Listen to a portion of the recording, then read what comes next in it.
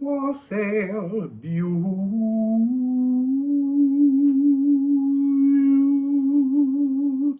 people.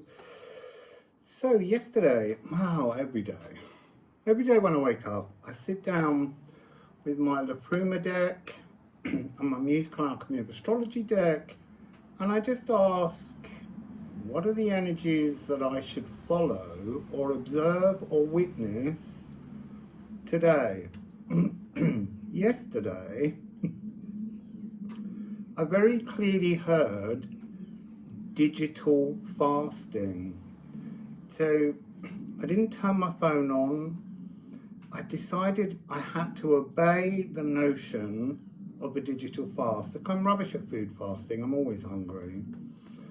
But this digital fast I found fascinating. So you're not allowed to communicate or look online when you want to have the answer to something, and you have to spend a full 24 hours in that fasting energy.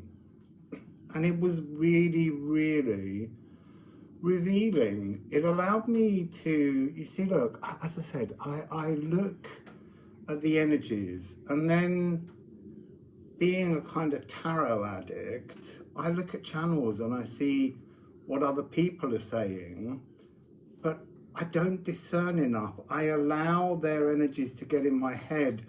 I turn what I somehow am saying is an absolute truth that they're reading, and I get caught in it, and then I make myself, well, I punish myself. I think the wrong thoughts for my own journey. It's not that I don't trust my intuition, but I'm allowing outside influence to come in.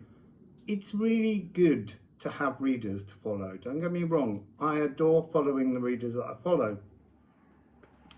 But this was a lesson in discernment, in knowing how to switch off and trust your own intuition. We always say this. I have phenomenal intuition, and I search for readings that confirm rather than just trusting my heart and my knowledge. And recently I had to shed a lot of people who I would consider personal friends because they have no ability to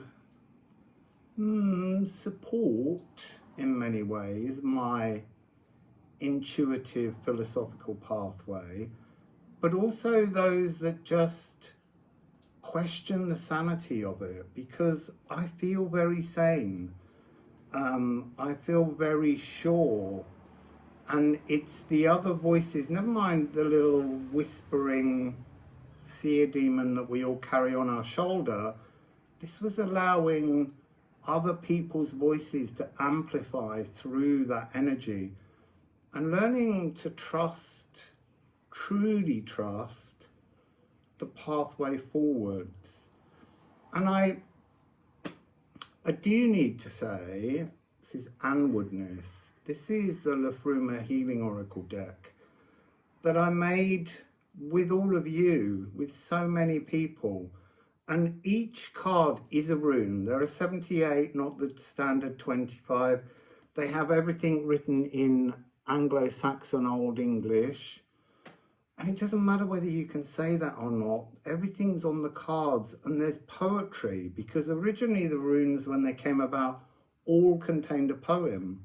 And the poems were to explain a letter or a phonetic sound that was the truth of that runic fractal. And the poems are very esoteric, they're very open-ended, and what they allow you to do is to act as like a prompt card for you to consider something and work out your answer, not somebody else's answer, yours. They're open-ended poems, and they were all channeled, and I worked a lot with Kathy, Wassail Kathy, on the poems and editing them. So if you would like to reach a point where you can say you feel healed, you feel emotionally stable, you feel psychologically strong, then go to liffruma.com and buy a copy of this deck.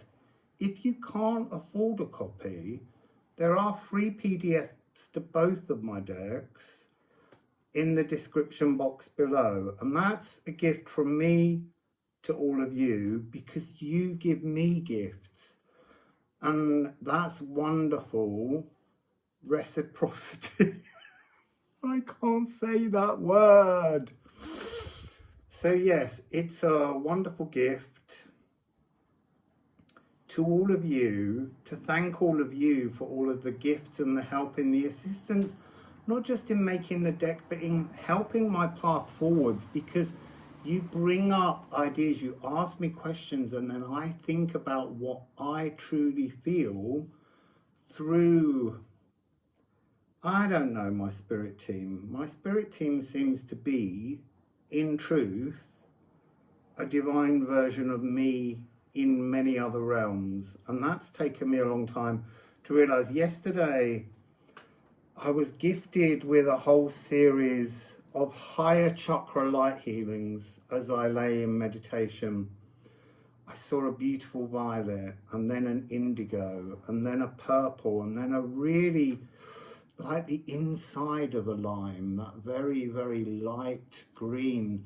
It was the most wonderful experience, but it was the digital fasting that allowed these things, and I want to say, all day yesterday it kept saying, this is your organic truth. I'm not saying I'm against the internet, but the internet can distort our organic truth. And that's part of what we need to be more discerning about. So I didn't know whether I was going to shuffle these, but I am, because I just want to share with you how wonderful this deck is. My two decks have led me to the golden path. They've led me to this emotional stability, this psychological strength, and I adore these decks for that very reason, and I truly believe they can help all of you. Liffruma.com. So do I have a message? It's on the floor.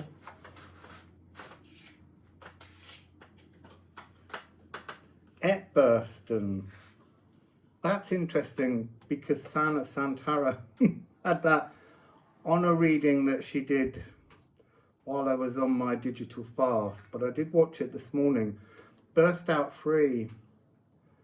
This is the freedom to inhabit your authenticity. It talks about the narcissist fist that we project onto others because we need to learn the lessons, particularly from difficult relationships. But in the very back of that energy, which is in the poetry, is the notion that, are we not our own worst narcissist? And sometimes I call spirit a narcissist, because we have to experience that frequency to grow. At some point, it will burst out and flee the archer's control. Fletchers gift arrows feathers to sail safely home, flying alone to target a new home. Fletchers are the people that make the arrow, the feathers on the arrows.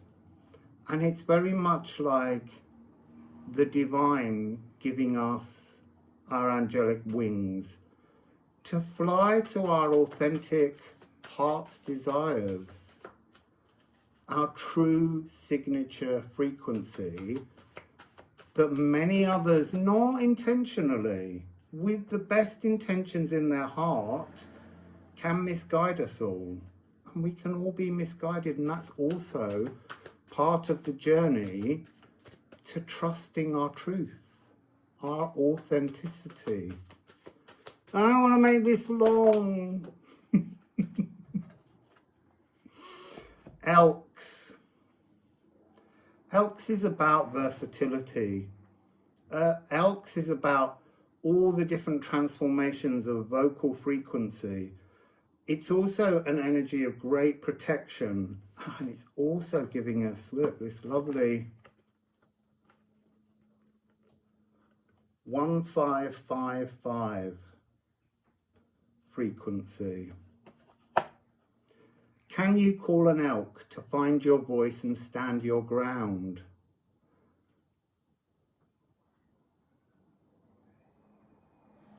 Elk can hark, bark, chirp, whistle, mew, bray, bleat, sing, scream, and chuckle. Can you? You see, it's about seeking all the different frequencies that we can push from our heart that is our truth. And it's Gifu on the bottom. To come into union with yourself, to receive your true gifts. You can't resonate, you can't activate, you can't enjoy your true gifts if they're still hidden in the shadows. You seek to find them in the shadows. The nutrients, as a seed grows, it first sends down roots into the darkness, seeking the nutrients before it makes the personal Idrisil above. And that's really what we're all doing when we're awakening, is going into the shadows, finding the nutrients, and editing ourselves, editing our outlook, editing our feelings, editing our thoughts, so that we can stand blissfully in the world. And I split the deck onto Towardness, which is the future briars. Now, this card always talks about, it's kind of a Sleeping Beauty story. So the handsome prince rides in and he battles through the briars to reach the princess who is asleep. And that's really just a metaphor for us. The handsome prince being the divine actioner to cut back, to re-philosophize, to clear a pathway to your divine intention, your true spiritual you. But it has to be actions, and that notion of being woken by a kiss, we wake ourselves. We wake ourselves with that kiss. So, this is just a short reading. I've got a lovely one coming up that I recorded the other day, but with the digital fasting, I wasn't even allowed to edit it. And that's for the 9/9 Divine Goddess Gateway, which I always call the Lady Gate. So, see you all soon, and thank you, and please do keep gifting me. Where is it? Please keep gifuing me.